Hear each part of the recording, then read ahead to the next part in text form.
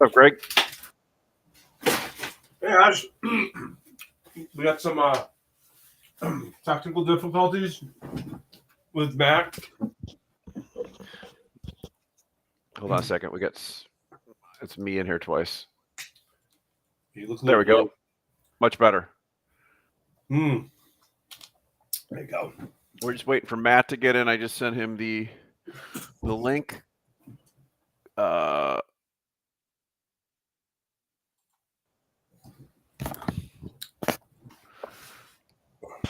There we go.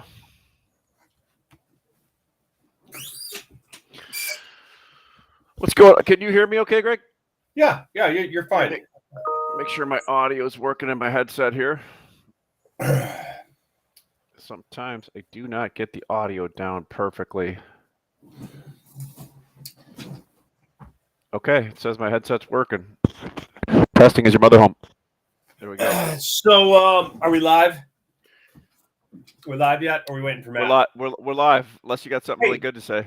Well, I just wanted to start out by giving a big kudos for you in the Wall Street Journal article over the weekend. Okay. I'd initially missed it, and I looked at it and I went, "Wow!" It sounds like you've been listening to the show. Yeah, I did. I was a direct result of the show, right? Yeah, no, but that was good. It was actually a pretty good article. I guess I shouldn't be surprised after reading the article that the markets had a tough start to the week. Yeah, it kind of took it on the chin. So I figured that after, hey, Kevin Johnson's on. After today, we should get an announcement during this show of another mill curtailment, right? Isn't that how it generally works? I mean, the other big one can't wait for another 24 to 48 hours, can they, before they come out with some? But so, the reality is, mills curtailing production means nothing. It's not bullish. And this is what happens when a market is artificial, right? The reaction is so much. Hey, Matt, good to have you. Hey, Can Matt. you hear me? Oh, perfect, dude. You look great too. You look wonderful. I'm trying to lose weight. It looks like it's fall out there. The background. You've got some foliage there. He's got some perennials back there. Yeah, those are red maples, buddy. Japanese red maples. They grow like crazy here in the Pacific Northwest. Very, very beautiful plants or trees, actually. Got one in the backyard myself. So I just wanted to open up. I say welcome everybody to This Week in Lumber with Matt Beamer from Hampton Lumber Sales and Greg Riley from Sitka USA. We're coming off a big Montreal show. I know, Matt, that was one thing he wanted to talk about. Greg and I were just chatting before you got in, Matt, about he gave me a little pat in the back for a little Wall Street Journal article yesterday. And we were talking about, no surprise, the market is off a little bit this week, right? I should say it isn't when you look in the rearview mirror, but we came out of Montreal and everybody was a little bit more optimistic, right? Coming out of Montreal. Yeah, I wasn't there. You guys tell me. You said it was a good show, Ash. You said, I'll sum it up like this.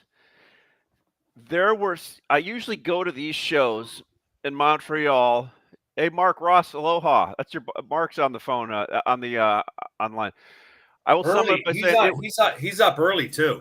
First of all, it was great to get everybody together. It hadn't been together in over 2 years, right? I mean, so the mood was, everybody's in a great mood. We can arguably say that we probably went through, at least our industry, the one we all live in, the best 2 years that we've probably seen in our careers. Does that make sense? At least the best, the best lucrative, volumetrically, ability to sell. Greg, you always say there's usually two weeks in every year where you make money in this business historically. And we basically had 2 years where you made money, right? So so I guess the show was, everybody was optimistic, happy to see people. I usually walk away from these shows with something, and I was talking to Greg when I got back. I mean, everybody was like, yeah, we know the market's probably going down, but it'll probably bounce pretty quickly. And we're just happy we had a good 2 years, and we're optimistic that things may not be as great going forward, but they're still going to be pretty good. That's kind of what I took out of it, and I mean, I can live with that. I think that's a pretty good feeling coming out of it, right? What really it was is maybe we're maturing as an industry because nobody was making any big calls on anything, right? Um, and also the other thing was I have never seen more expensive and beautiful sport coats in my life. I mean, usually you go to these events and people have the sport coat that they've had for 30 years with the sleeve down to here or too tight. I'm talking about finely honed pockets with linen and different patching and tapestries. Are you saying there was some peacocking going on out there? Telling you. You're saying there was some peacocking? I'm telling you, man, there was some sport coats there that I was like, Damn. wow, man, that is not the same. That's not the same Men Warehouse that you've worn for 15 years. You've upgraded. So it was really well. So that's what I got out of Montreal. I mean, Greg, Matt, we missed you. You guys, Matt, had a great booth. I saw your guys there. Everybody was busy. It was a trading floor. I think there was almost 850 people in attendance. I mean, that's pretty darn good, right? Yeah. I mean, and most importantly, I saw that you and Mike were able to get back in the country. It turned out not to be a super spreader event. Yeah, so it's a great COVID test you take before you leave. You basically get online with somebody like this and turn the phone while you swab your nose and then basically show them that you tested positive or tested negative. It's a great deal. They clip you for all that for $99.95. Yeah, they clip you for somewhere between 90 to 190, depending if you want to do it on your own or have somebody come to your room and do it, right? So it's a great little deal going there. So that was what I got out of Montreal. And then we come back and we kind of had an interesting week. We kind of tipped over after Memorial Day here and have continued to kind of come down. Now, no surprises too. The last day of the event, one of the big mills made a curtailment announcement, Greg, and I think that's what we were talking about before Matt signed on. And I think we can all say that one of the reason mills are curtailing is, and maybe it's getting better. Greg said you got some prompt lists today loading from some of these big mills. If you can't ship your lumber, it's kind of hard to stack your lumber, right? And we all knew from the first quarter that there was a build. I think some of that's dispersed. Matt, does that make sense a little bit? I mean, is it starting to get better? Because I keep hearing the same thing that it's still hard to ship. I mean, I think it's marginally better. Western rail shipments are maybe slightly better, but not. If we got hit with a whole round of new business, I think it would be hard to ship it all on time.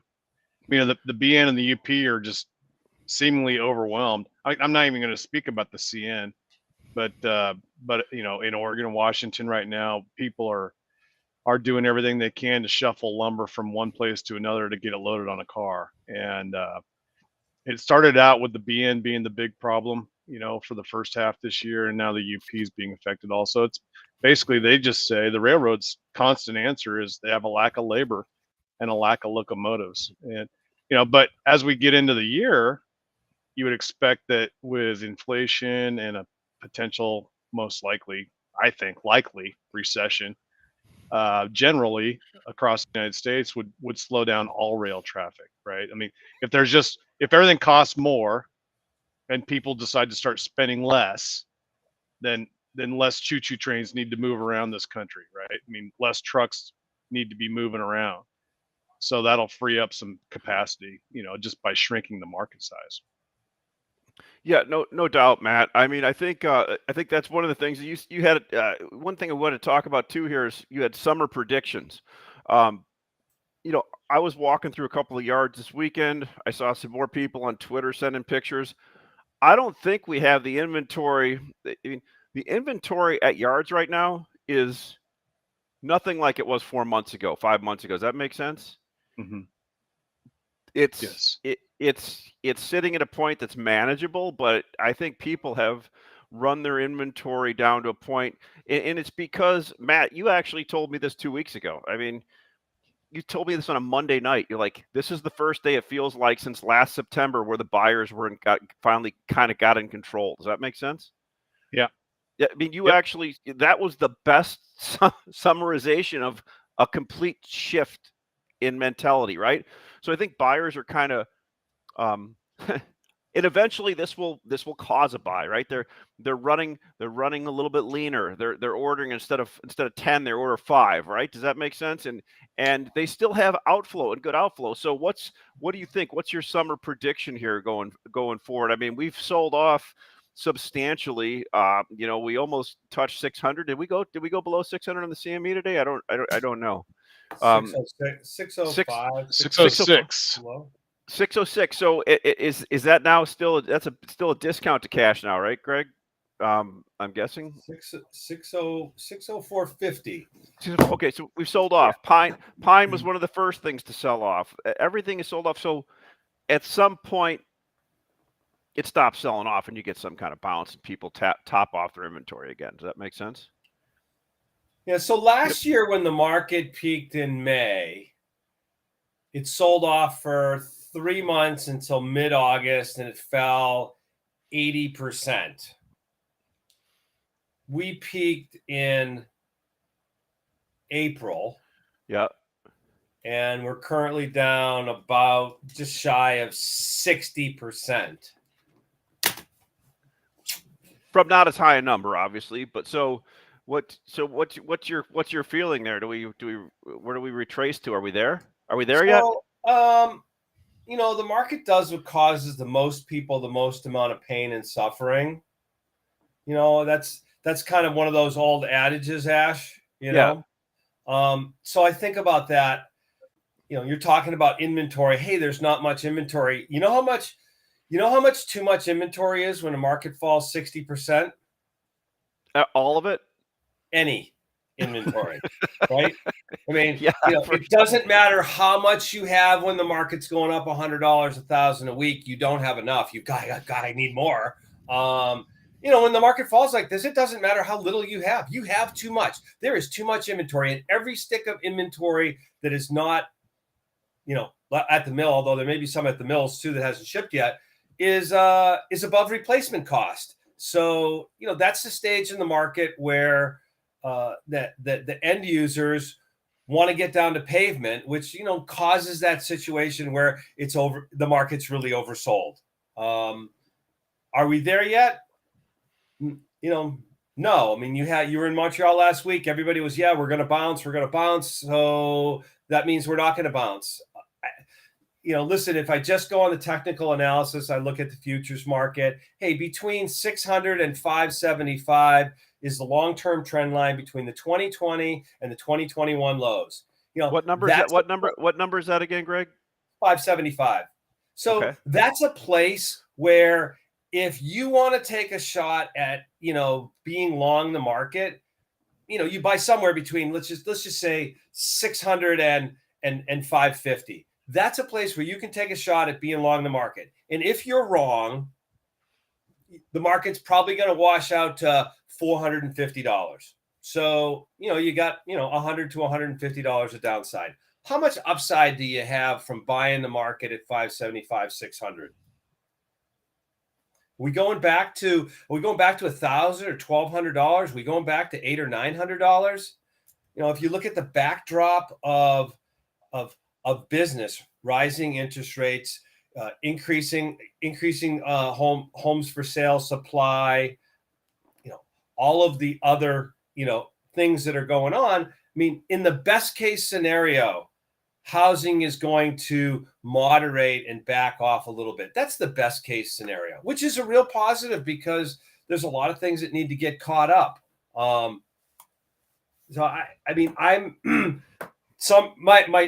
summer prediction remains the same.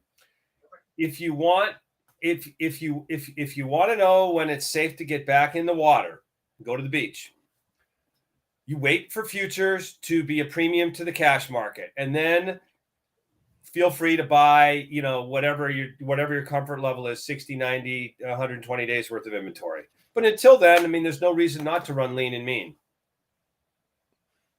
Good point. Good point, Greg. Matt, what about you? Summer prediction? I feel like we're just going back to the type of lumber business that we've all known and loved for the last 30 years. The question is, what is going to be the new range of prices? And so for the first 20 plus years of our careers, Ashley, you and I started about the same time.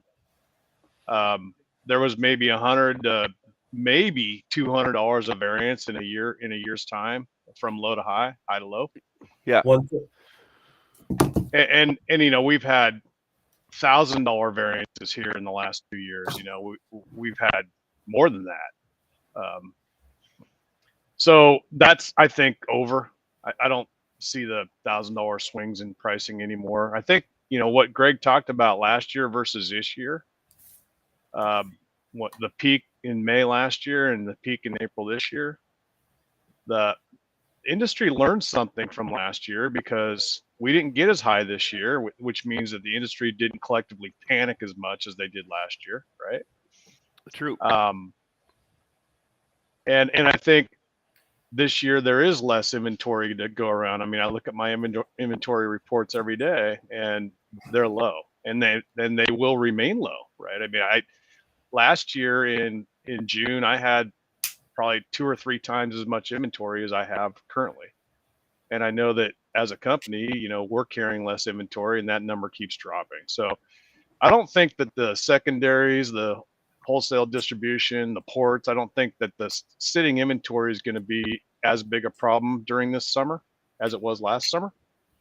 I also don't think that our customers bought near as much double inventory this year as they did last year. They're still receiving some expensive cars right now that are just now arriving, and they're going to have to work through that material. But I think that the speed with which we as an industry digest this market erosion is going to happen faster than 3 months.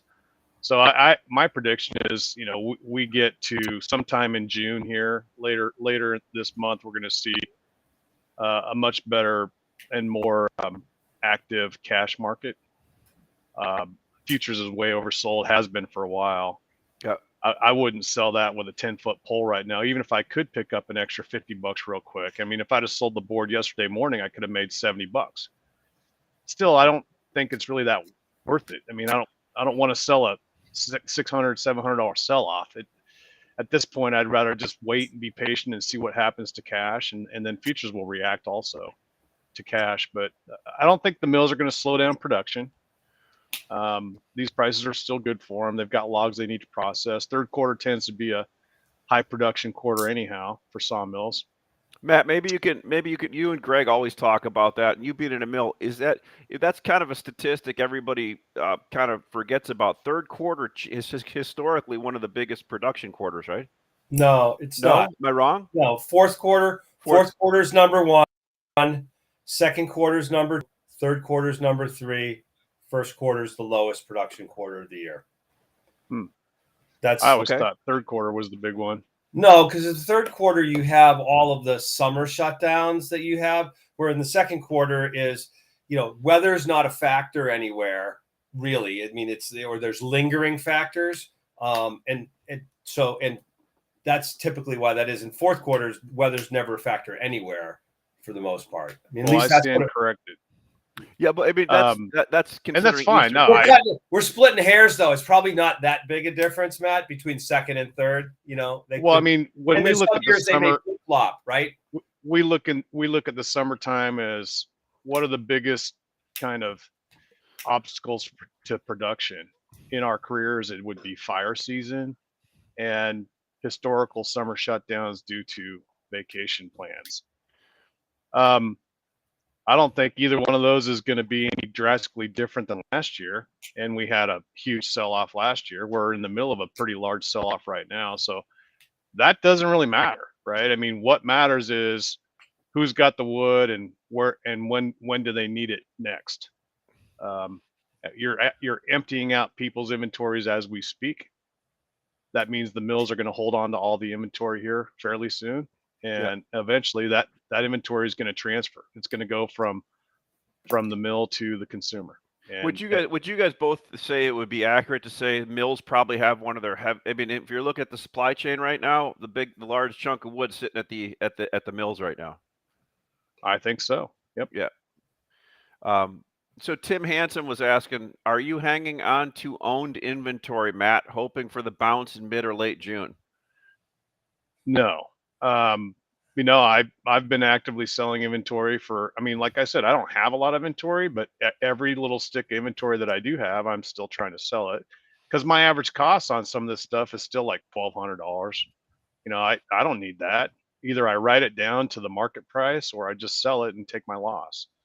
And right now, that the smartest thing that I can do is just sell it and take my loss and move on.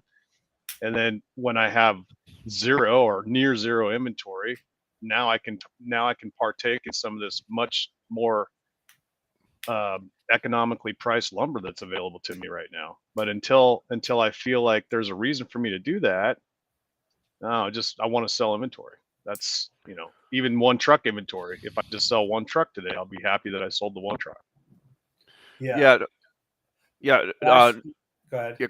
So I had a call yesterday from a person who is a friend of mine who does construction loans in the Midwest for a big national bank, right? And he does some pretty big loans. He goes, "Hey, I watch your shows every week, and along with a lot of the carpenters and contractors." Matt, somebody just said, Matt, LinkedIn user, really great insight that you just had. And he said, hey, it's so back to, he goes, I get a lot of stuff out of your shows, right? And he goes, one of the questions my contractors are asking me is, we keep hearing you guys how the price is coming off, but we're not seeing it at our lumber yards. And I'm like, well, here was my thought. I've been walking into the home centers and looking at their prices, and they're kind of falling proportionately with the price. And it makes sense because they're all contract, right? But if you go to your local yard and, it's usually a 60 to 90 day time frame before that price falls. So he goes, what do I tell my contractors? I go, tell them to, well, I go, said, tell them to more of them to listen, arm themselves with information and shop at more places. I mean, that's one thing they can do, because the reason people don't drop their prices is because they don't have to, right? Yeah. That's going to be one thing to watch is, because you're right. Home centers, their prices adjust very quickly because they absolutely do. The only inventory costed is what's in the yard. And, but I will say, Matt, I think you've said this a couple of times over the last few weeks, and this is like, if there's one thing that all of our listeners should take away, is the last 2 years has been an aberration in our business, and we're going to go back to the way things were prior to that. And that's going to be a big adjustment it'll be less of an adjustment for you and I, Matt, and guys that have been around a lot. I'm already, I don't like it as much. I mean, I feel I've gotten lazy. It's been, it's been easy, and this business has never been easy. This business, yeah, except for one thing. It's been a hard business. You're not going to have to sweat the $300 negative basis trades that you've been dealing with the last 2 years either, right? But I actually love the comment when you and I were talking about Montreal, and you got some feedback from people that feel like we give people too much information. I had one guy tell me that it was a mill guy said, well, we don't like it when you tell people the market's going down. Like, okay, well, it's funny. That reminds me of the thing I saw today where, I understand that Joe B is really unhappy that people don't understand what a good job he's done running the economy.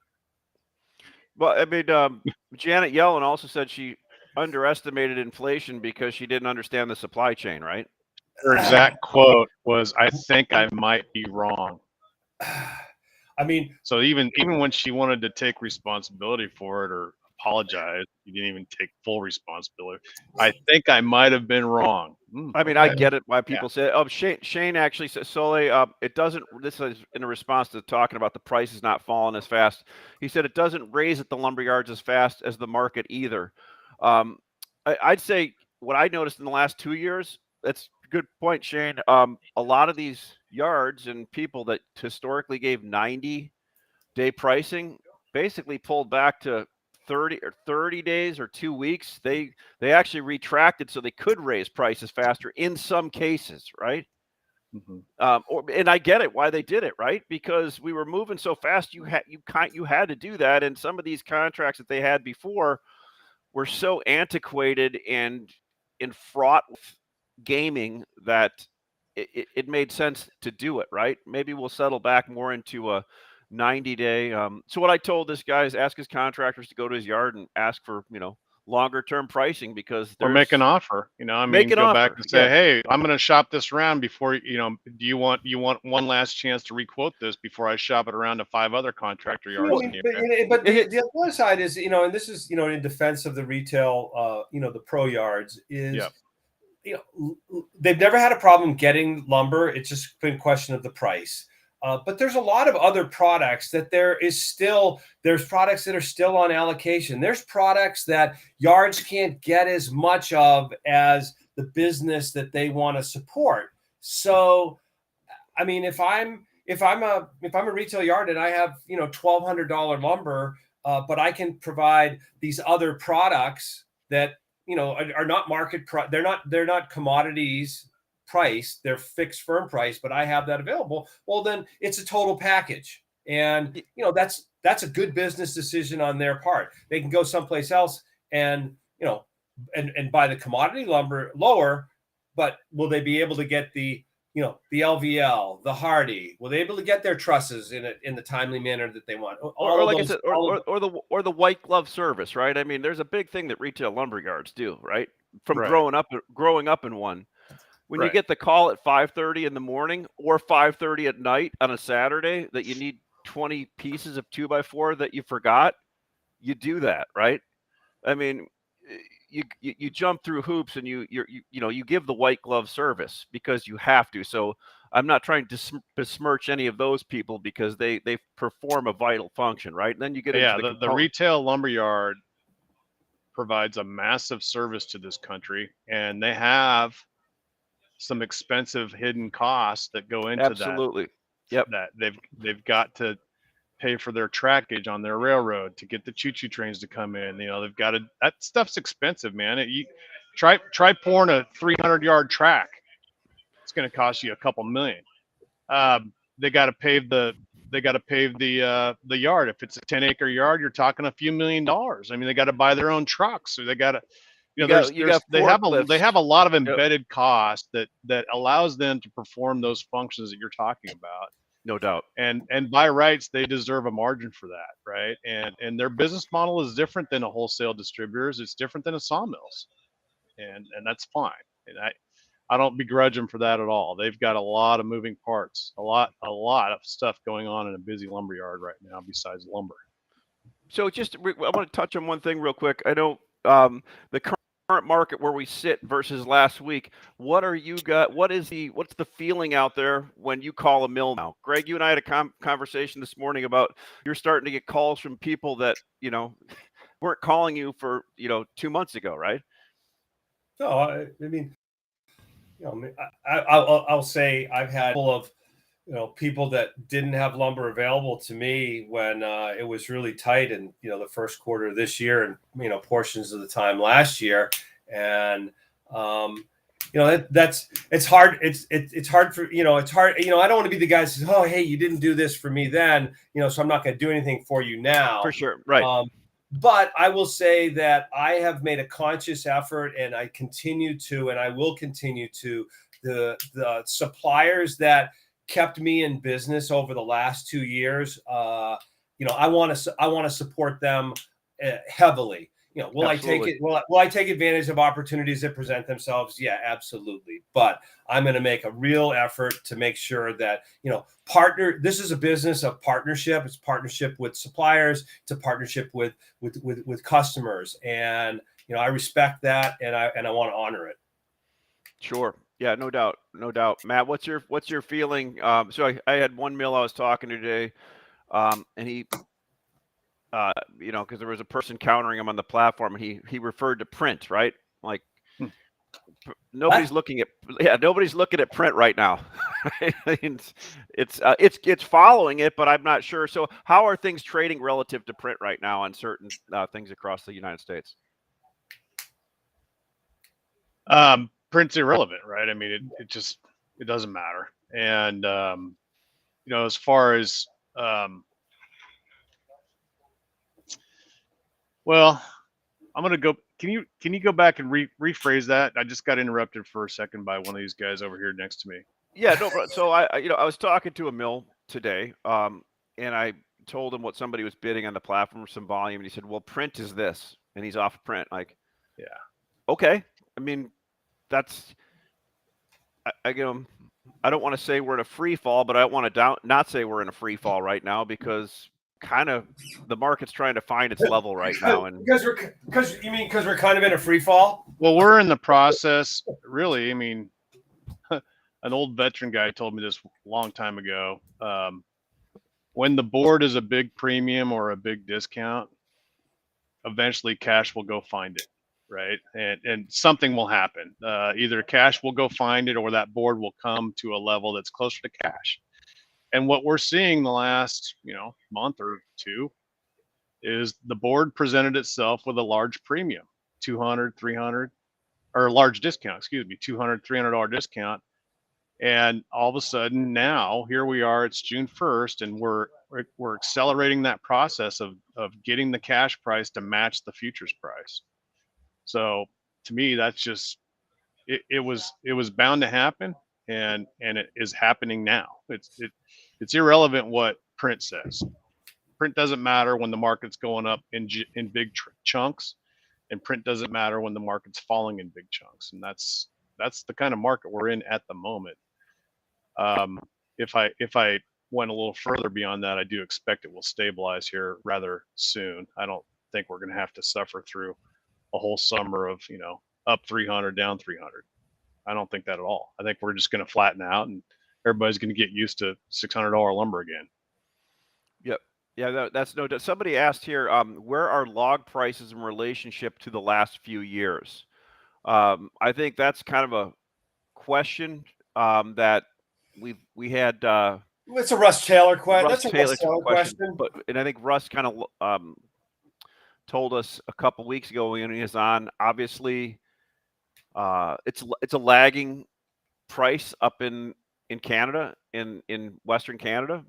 And I think Matt's pretty dialed into where the price is on an open market in the Pacific Northwest. The log prices are still relatively high. Matt, does that make sense? Relative? Yeah, but they will fall, and they're going to fall here shortly. But the problem is what the log is that's being processed right now. That's an expensive log. It is, and in the Southeast. I saw somewhere today where two of the big REITs combined and got together in the Southeast. So the thing that I don't think anybody sees coming is potentially the prices that haven't really moved in many years in the Southeast start to move.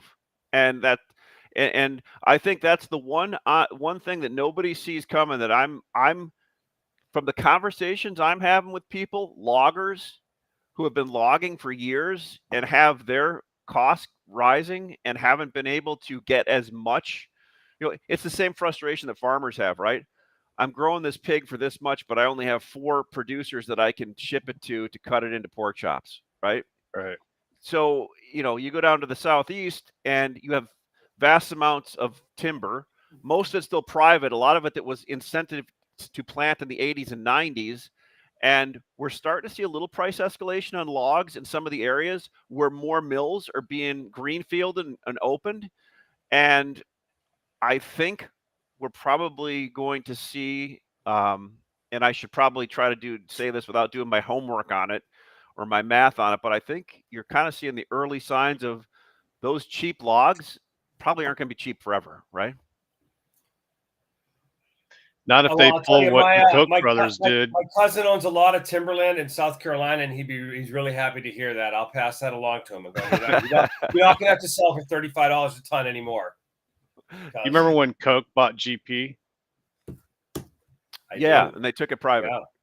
Yeah, they took it private, then they canceled all their contracts, and they said, if you want to buy this specialty type of plywood from us, you're gonna have to pay 40% more than you used to pay. And all the big retail yards like, okay, because who else is gonna make it for them? You remember this? I don't. I do. Okay, well, this did happen. Okay, this is a fact. It did happen. Yeah. So I imagine that these two REITs getting together and coming up with a new business plan for the future is gonna kind of follow that logic. Hey, if you really want this cheap log, you have to pay 40% more for it because our costs are way up. Cost of diesel's way up. Cost of manpower is way up. Cost of everything's way up. And so if we ignore that, then people just shut down. They stop doing it. All of a sudden, the price will go up because nobody wants to make it anymore. Right. All right, boys. Hey, well, we're up against half an hour. That was a great show. Good call. Good feedback. I'm out next week. So just like warning you in advance. Matt, maybe we'll have to get somebody to ride along with us on the one next week. We'll find somebody. They won't measure up to Greg, but we'll try. You get somebody in there and spice things up. New perspective. That's it. All right, guys. Sure. Have a great Thank rest of the day. All right, see you guys. Yep.